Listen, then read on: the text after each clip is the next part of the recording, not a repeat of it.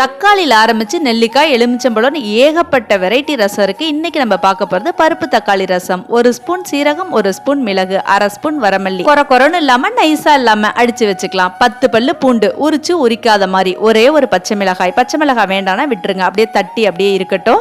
2 spoon வேக வச்ச பருப்பு, கொஞ்சமா தண்ணி, 2 தக்காளி நல்லா கையை வச்சு மசிச்சு அதோட சேர்த்துக்கோங்க. உப்பு, மஞ்சள் தூள், தேவையான அளவு தண்ணி சேர்த்து இது நல்லா தக்காளியும் பருப்பும் வேகட்டும். கொஞ்சமா எண்ணெய், 1 ஸ்பூன் கடுகு, 2 வரமிளகாய், கொஞ்சமா கருவேப்பிள்ளை, கொஞ்சம் பெருங்காயம் நல்லா பொரிஞ்சோட தட்டி வச்சிருந்த மிளகு ஜீரகத்தையும் அதோட சேர்த்து லைட்டா வாசனை வர வரைக்கும் வறுத்து அப்படியே இருக்கட்டும். பருப்பு தக்காளி நல்லா வெந்துருச்சு. ஒரு எலுமிச்சை சைஸ் அளவு புளி கரைச்சி ஊத்திட்டு நம்ம தாளிப்பையும் அதோட சேர்த்து கொஞ்சமா கொத்தமல்லி இலை, கருவேப்பிள்ளை நல்லா மிக்ஸ் பண்ணி அட்ஜஸ்ட் பண்ணி டேஸ்ட் பண்ணி என்னென்ன பண்ணணுமோ பண்ணிட்டு கரண்டி எடுத்துருங்க. டிஸ்டர்ப் பண்ணாதீங்க, அப்படியே சிம்ல வச்சிருங்க. அங்கங்க கொதிச்சு அப்படியே பொங்கி வரும். பொங்கி வரும்போது அடுப்பை ஆஃப் பண்ணிடுங்க. இப்படி ரசம் வச்சு பாருங்க எப்படி இருக்குன்னு வந்து சொல்லுங்க.